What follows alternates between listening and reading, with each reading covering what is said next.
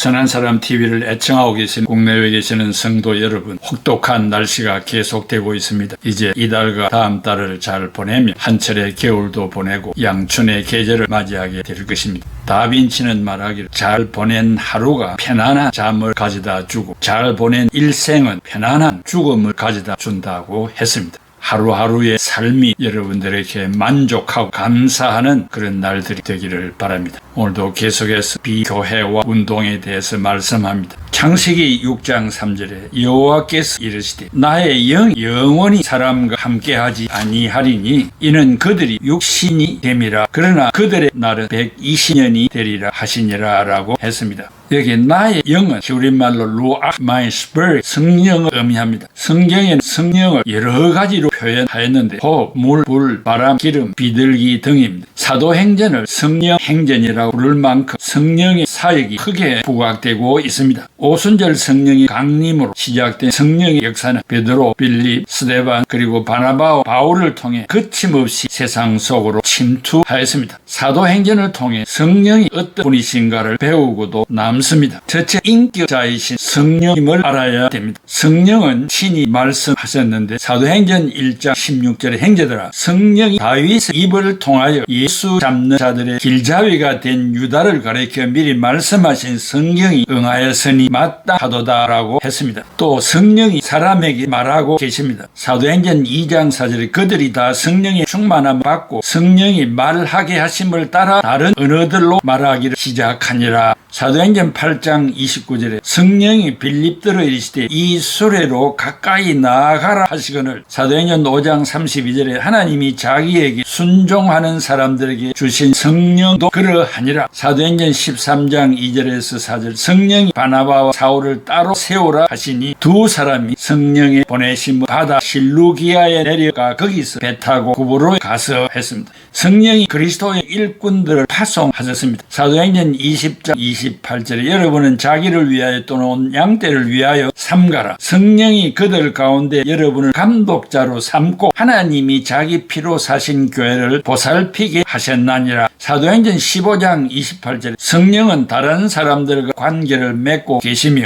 사도행전 5장 39절에 하나님과 동등한 일을 자행하셨습니다. 성령 인격자시라는 사실을 입증하고도 남음이 있습니다. 둘째는 성령이 교회를 세우셨습니다. 초대 교회는 오순절에 창설되었습니다. 그날 성령의 충만함을 받은 사람들은 방언의 은사를 받아 외국어로 예수가 그리스도의 십자가의 죽으심과 부활의 소식을 전하기 시작했습니다. 바벨탑 사건 이후 언어의 혼잡으로 뿔뿔이 흩어진 유대인들이 예수 그리스도의 부활 소식을 듣고 초대교회 안으로 들어오게 되는 시작점이 되었습니다. 구원의 보편성과 교회의 우주성, 즉 공교회를 증거하는 성령의 역사이기도 합니다. 또 성령께서는 교회 구성원들의 사랑과 연합 그리고 코이노니아, 즉 교제의 사귐을 시작하셨습니다. 즉 성령께서 그리스도의 몸 교회를 세우시고 교제케 하셨습니다. 셋째는 세계의 도처의 그리스도의 몸 교회를 세우셨습니다. 오순절의 교회는 유아기적 교회였습니다. 이 말은 소수가 모였다는 말이 아니고 구성원들이 유대인들만 모이는 유대 지역의 테두리를 벗어나지 못한 유아기적 교회라는 말입니다. 오순절에 성령을 받은 사도들이 외국의 방언으로 십자가와 부활의 소식을 전함으로 이 놀라운 소식을 듣고 교회에 들어온 사람들은 유대인들과 드디어 유대교에 입교한 이방인들이었습니다. 성령의 역사를 통해 교회는 빠르게 성장해 갔습니다. 유대인들은 역사적인 이유, 즉 사마리아인 침공해 온 아수르 민족과 혼혈한 것을 정오하고 상종도 하지 못할 개들로 취급하였는데, 그런데 사마리아에 가서 보니 자신에게 임하신 성령이 사마리아인들에게도 임하는 기절 초풍할 일이 발생한 것이었습니다. 그것도 사도들이 사마리아에게 안수할 때 일어난 일이기 때문에 더 이상의 증인이 필요치 않았습니다. 구원의 샘은 유대인들에게서 터지지만 유대인들에게만 갇혀있는 고인물이 아니라 문지방을 넘어가는 신의 물이 되었습니다. 그 물은 점점 불어나고 커져서 온 세상을 덮을 강줄기로 확산되어 갔습니다. 그리고 얼마 지나지 않아 이방인 고넬료에게 성령이 임하여 유대인과 이방인 사이에 막힌 담을 무너뜨렸습니다. 넷째는 성령이 증인이 되었습니다. 성령이 교회에 권능과 은사를 주신 것은 교회를 하여금 그리스도의 증인으로 쓰시려고 하신 것입니다. 성령의 충만을 입은 제자들은 능력 있게 말하였고 죽음의 위협 속에서도 복음을 담대히 전했습니다. 성령께서 성도들에게 말과 생활을 통해서 그리스도를 나타낼 수 있도록 능력을 주셨습니다. 최초의 이방 교회인 안디옥 교회는 성령의 지시를 받아서 바나바와 교회를 핍박하던 바울을 따로 세워 이방인들에게 복음을 전파하도록 선교사로 파송했습니다. 다섯째는 성령님은 교회의 생명입니다. 이렇게 해서 교회는 유대와 갈릴리와 사마리아 온 지방에서 평안을 누리며 성장해 갔습니다. 그리고 주님을 두려워하고 성령님의 위로를 받으며 그 수가 점점 더 늘어나고 있었습니다. 성령은 교회의 창설자일 뿐만 아니라 내적 생명이 되어 교회가 성장하도록 자양분이 되었고 유모가 되어 주었습니다. 성령은 또 교회의 감독자 즉 장로들을 세우셔서 사악한 이리와 같은 이단으로부터 양들을 지키게 하셨고 진리 안에서 자라도록 하셨고 성령은 교회가 같은 말씀 안에서 자라가도록 공의회를 소집하고 진리를 지켜나가도록 역사하셨습니다. 사도행전은 성령의 인격과 사역을 현장에서 일어나 생생한 목소리를 통해 계시하신 성령의 보고서 말 그대로 성령 행전이라 말할 수 있습니다. 성령은 구약의 예언들과 주 예수 그리스도께서 이루신 구속 사역을 적용하며 확장하는 주역이 되셨습니다. 교회를 세우신 주체이시며 교회 안에서 역사하시는 생명이시며 교회를 지키고 진리 가운데 세우시는 파수꾼이십니다. 성령은 교회의 충만함으로 역사하시기를 원하십니다. 바울의 고백은 이것을 한 문장으로 요약해 줍니다. 나는 그리스도께서 이방인들을 인도하여 하나님께 순종하도록 하기 위해 나를 통해서 행하신 일 외에는 말하지 않으려고 합니다. 하나님은 이것을 말씀과 행동과 놀라운 기적과 성령님의 능력으로 하셨습니다라고 로마서 15장 18절에서 19절에 말하고 있습니다. 이렇게 엄청난 사역을 감당하시는 성령님이 함께 하시지 않는 모임을 가진다면 무슨 소용이 있겠습니까? 당시에 하나님의 사람들이 성령의 충만을 받지 못하여 혼합 결혼을 한 사람들이 세 가지 모양으로 부패했습니다. 그 첫째는 사람들이 짐승과 같은 생활을 했습니다. 창세기 6장 3절 하나님을 두려워하지 않는 하나님의 아들들이 육신, 육체, 즉 히브리 말로 바사르, 프레시가 되었다고 했습니다. 이 말은 육적으로 동물처럼 되었다는 말입니다. 그래서 공동 번역에는 사람은 동물에 지나지 않으니라고 번역을 했습니다. 둘째는 마음의 생각 과 계획이 악했습니다. 창세기 6장 4, 5절에 당시에 하나님의 아들들과 사람의 딸들 사이에서 태어난 자들이 혼합 결혼을 했습니다. 그리하여 불신앙의 자손들이 출생하여 세상을 어지럽혔습니다. 셋째, 세상은 무법천지가 되었습니다. 세상은 무법천지가 되어 속속들이 썩어서 사람들이 하는 일에서는 썩은 냄새가 천지를 진동하고 부패하기 시작하였습니다. 하나님의 신은 창조하는 일에 동참하였고 재창조 사역에도 동참하였습니다.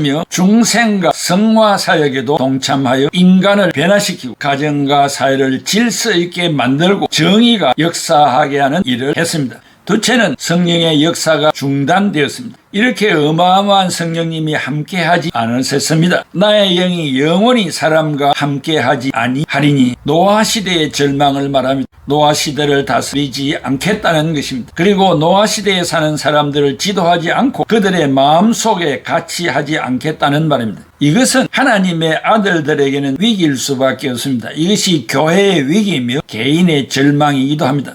하나님의 신은 물과 같이 죄를 씻어주시는 분이시며 바람처럼 신비한 능력으로 인생을 살리시는 분이시며 불과 같이 죄를 태워주시는 분이고 기름같이 화평하게 역사하시는 분이시고 비둘기같이 평화 작업에 활동하시는 분이신데 사람들과 같이 하지 않겠다는 것입니다.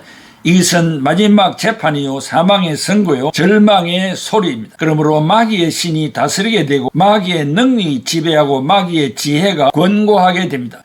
하나님의 신이 함께하지 않는 시대는 암흑시대입니다. 개인도 가정도 교회도 암흑시대입니다. 교회의 정치 형태는 세 가지입니다. 감독정치, 회중정치, 장로정치입니다. 특별히 장로정치 제도라 장로 중심으로 정치를 하는 것을 의미합니다. 장로교회는 혹한 정치제도가 조금은 다르지만 개혁교회라고 부르기도 합니다. 스위스에서 종교개혁을 일으킨 캘빈을 중심으로 시작이 되었습니다. 장로교회 예배는 웨스트민스터 예배 모범을 따릅니다. 그 자체가 목사는 예배의 부름을 외칩니다. 회중이 다 같이 하나님에게 마음을 모아 예배를 드리고자 말합니다. 둘째, 목사는 오늘의 예배를 위하여 기도를 드립니다. 셋째, 성경을 봉독합니다. 넷째는 예물을 드립니다. 다섯째는 총회가 금정한 찬송을 부릅니다. 주로 시편의 곡조를 붙여 부르기도 합니다. 여섯째, 성경에 기초한 설교를 합니다. 일곱째, 목사가 축도를 하고 예배를 마칩니다. 한국은 일찍이 미국의 남장로교 선교사들과 호주의 장로교 선교사들이 입국하여 복음을 전해서 곳곳에 장로교회를 세웠습니다. 그래서 그 숫자가 타 교파에 비하여 많은 것입니다. 이 웨스트민스터 예배 모범은 400년의 역사가 흘러갔지만 여전히 준행하고 있습니다. 그럼에도 불구하고 현대에는 목사들이 자기 마음대로 예배를 인도하여 무리를 일으키고 있습니다.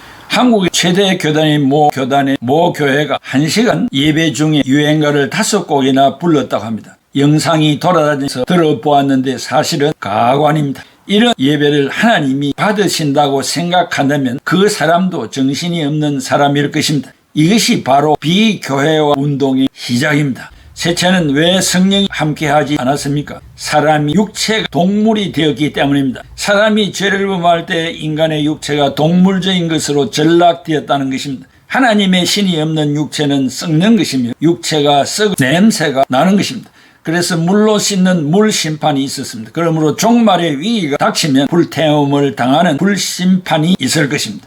크게 셋째, 어떤 종말이 옵니까? 창세기 6장 4절에 당시에 땅에는 네피림이 있었고 그 후에도 하나님의 아들들이 사람의 딸들에게 들어와 자식을 낳았으니 그들은 용사라 고대의 명성이 있는 사람들이었더라라고 했습니다. 여기에 첫째 네피림이 존재했습니다. 이 네피림은 히브리 말로 네필, 네필름, 용사들, 장부들, 거인을 말합니다. 죄를 짓기에 활발한 야심이 발동하여 죄악의 사람들을 생산하고 죄악의 역사를 만들어갑니다. 요즘 한국에도 조폭 출신들의 횡포 때문에 사법부가 연일연야 놀라운 뉴스를 쏟아내고 있습니다. 그의 용사란 노아 홍수 이전에 살았던 거대한 종족이며 가나안 원주민으로 아낙 자손이 대표적입니다. 사울 왕 당시 블레셋 장수 골리앗이며 다윗을 대적하다 아비색의 죽임을 당한 블레셋 장수 스비브노 등이 있습니다. 바산왕 옥은 키가 9규빗 즉 4m나 되었습니다. 둘째, 고대의 명성이 있는 사람이 있었습니다. 노아 시대의 육체파 거인들이 죄를 짓는 데 유명했습니다. 노아의 전도를 거절하였고 홍수 심판을 당하며 악으로 유명하여 명성을 날렸습니다. 누가복음 17장 24절에 노아가 방주에 들어가던 날까지 사람들이 먹고 마시고 장가들고 시집가더니 홍수가 나서 그들을 멸망시켰으며 디모데후서 3장에 자기 사랑, 돈 사랑, 교만, 비방, 부모거여, 감사하지 않음, 거루하지 않음, 무정함, 원통함을 풀지 않음, 모함, 사나움, 선한 것을 좋아하지 아니하는 것이 말세의 징조라고 했습니다. 말세인 지금은 하나님의 신 함께하지 않고 유명한 죄인들이 배출되어 거짓과 술수로 유명세를 떨치고 세상을 자기의 손아귀에 넣으려고 합니다.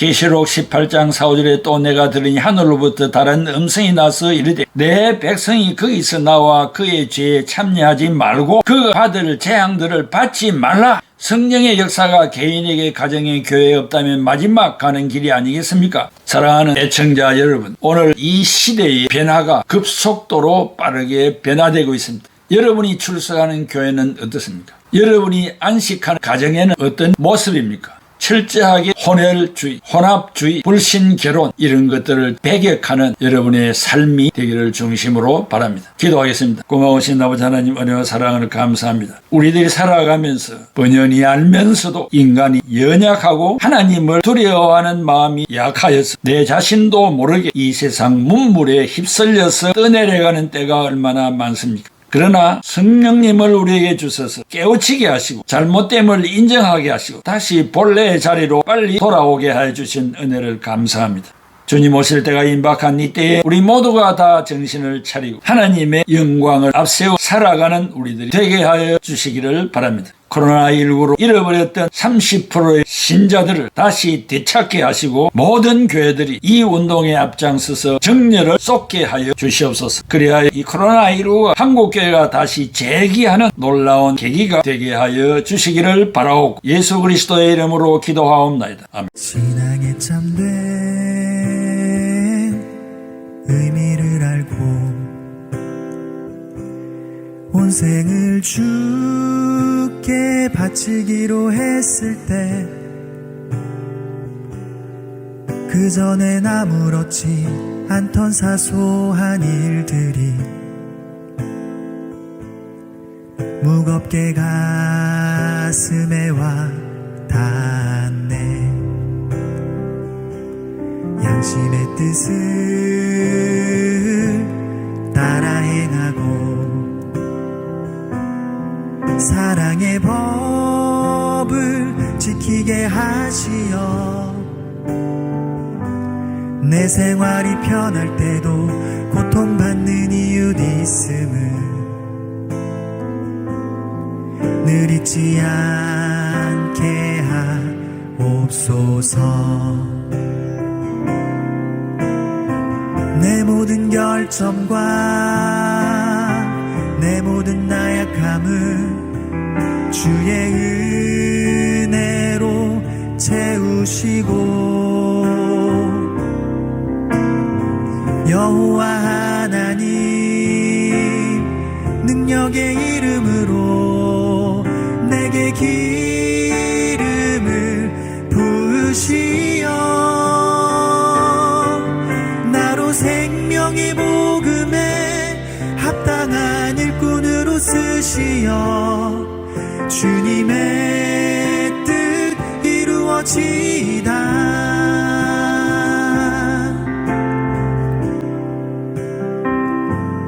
연약한 내게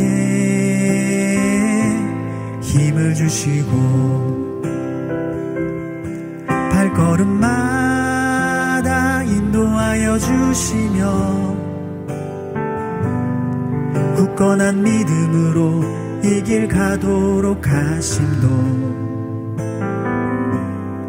참으로 여호와 이레라. 할 수 있다면 피하고 싶고 맘 편히 나의 길을 가고 싶지만 어느새 당신은 나의 중심을 붙드시어 이 길을 가라며 하시네. 내 마음의 생각과 내 인생의 계획을 주의 뜻대로 이끄시고 여호와 하나님 능력의 이름으로 내게 기름을 부으시어 생명의 복음에 합당한 일꾼으로 쓰시어 주님의 뜻 이루어지다. 나로 생명의 복음에 합당한 일꾼으로 쓰시어 주님의 뜻 이루어지다.